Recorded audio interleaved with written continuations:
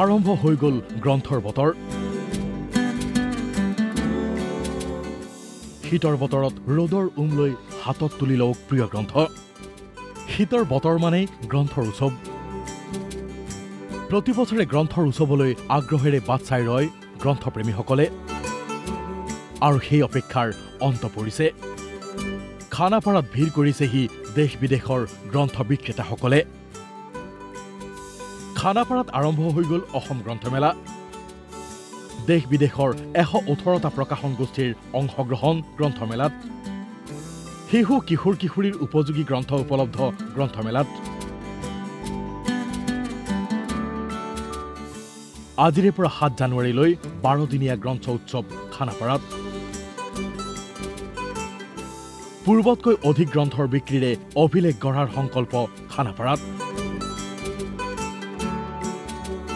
আৰু এই অভিলেখৰ বাবেই যেন এনেদৰে সাজু হৈছে গ্ৰন্থ বিক্ৰেতাসকল। প্ৰতিখন বিপণীয়ে আটক ধুনীয়াকৈ সজাই তোলা হৈছে। আনহাতে গ্ৰন্থ বিক্ৰেতাসকলেও আশা কৰিছে যে এইবাৰ খানাপাৰাত অভূতপূৰ্ব সমাগম হ'ব গ্ৰন্থৰ ৰসিকৰ। আজিতো প্ৰথম আৰম্ভণিহে, গতিকে মানে ঠিকে থাকিব, ভালেই হ'ব। কিতাপ পঢ়া মানুহখিনি আছে, যথেষ্ট আছে, ভাল লাগিছে। আৰু এইখন কিতাপটো বৰ্তমান মানে এটা হেৰিত আহি আছে। আৰু মই মানুহ হ'ব খোজো, আপোনালোকৰ তাতে উপলব্ধ? আমাৰ পৰা উপলব্ধ এভেইলেবল আছে, পাই যাব। গোলাঘাটৰ পৰা হয়, প্ৰতিবাৰে আহে চাগে? আহোঁ, কেতিয়াবা নোৱাৰো না, আমি পুৰণা আগৰ দিনৰ পৰা পঢ়াটো, সেইকাৰণে আজিকালি মোবাইলতে পঢ়িব পাৰে, সেইটো সুবিধা লৈছে মানুহ বিলাকে। সেইকাৰণে ইমান মোৰ পিছ পৰিছে নেকি এনেকে ভাবিছে। এটা ভাৱ হয় আৰু আগন্তুক 12টা দিনলৈ গ্ৰন্থপ্ৰেমীৰে গিজ গিজাই থাকিব খানাপাৰাৰ এইখন খেলপথাৰ। বিভিন্ন গ্ৰন্থৰ লগতে অসম গ্ৰন্থমেলাত উপলব্ধ ডক্টৰ কুমুদ দাসৰ গ্ৰন্থ মই মানুহ হ'ব খোজো। সন্তানৰ চৰিত্ৰ গঠন, শিক্ষাৰ্থীক বিভিন্ন উপদেশ আৰু জীৱন সম্পৰ্কীয় বহু কথাৰে ডক্টৰ কুমুদ দাসে লিখি উলিয়াইছে এই গ্ৰন্থখন। পঢ়ুৱৈ সমাজৰ বাবে এটা ভাল খবৰ, কিয়নো আজিৰে পৰা আৰম্ভ হৈছে অসম গ্ৰন্থমেলা। আৰু এই মুহূৰ্তত মই উপস্থিত হৈছোঁ মহানগৰীৰ যি পশু চিকিৎসা মহাবিদ্যালয় খেলপথাৰ আছে, সেই পশু চিকিৎসা মহাবিদ্যালয় খেলপথাৰৰ প্ৰাংগণত। আৰু মোৰ সতীৰ্থ সাংবাদিকে দেখুৱাইছে চাৰিওফালে যেনে উদুলি মুদুলি পৰিৱেশ, কিয়নো আজি বিয়লি ঠিক 3 বজাৰ লগে লগে অনুষ্ঠিত হ'ব বা ঠিক শুভাৰম্ভণি হ'ব এই গ্ৰন্থমেলাৰ। ৰাজ্যৰ মুখ্যমন্ত্ৰীয়ে কৈছে 2025 হ'ব অসমত গ্ৰন্থবৰ্ষ। গ্ৰন্থৰ প্ৰসাৰতাৰ বাবে মুখ্যমন্ত্ৰী ডক্টৰ হিমন্ত বিশ্ব শৰ্মাই কেইবাটাও ঘোষণা কৰিছে।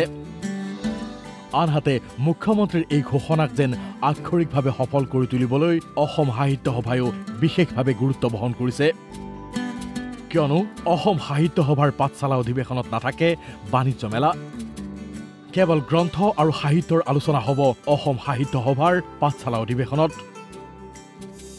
অসম সাহিত্য সভাৰ পাঠশালা অধিৱেশনৰ প্ৰস্তুতি তুংগত। 31 জানুৱাৰীৰ পৰা 4 ফেব্ৰুৱাৰীলৈ ভট্টদেৱ ক্ষেত্ৰত অধিৱেশন।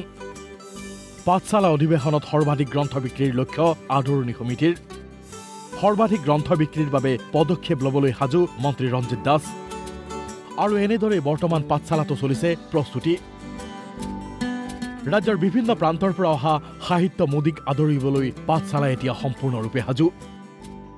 2025 বৰ্ষটো কিতাপৰ বৰ্ষ হওক, এই আহ্বান জনাইছিলে মাননীয় মুখ্যমন্ত্ৰী ডক্টৰ হিমন্ত বিশ্ব শৰ্মা ডাঙৰীয়াই।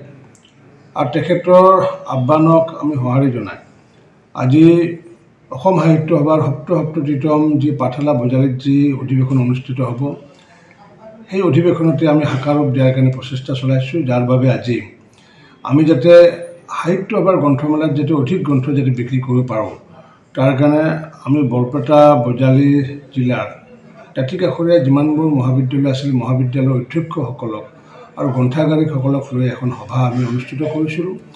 বেলতলাৰ পৰা সুব্ৰত কলিতা আৰু বজালিৰ পৰা প্ৰণৱ কুমাৰ গোস্বামীৰ ৰিপৰ্ট DY365।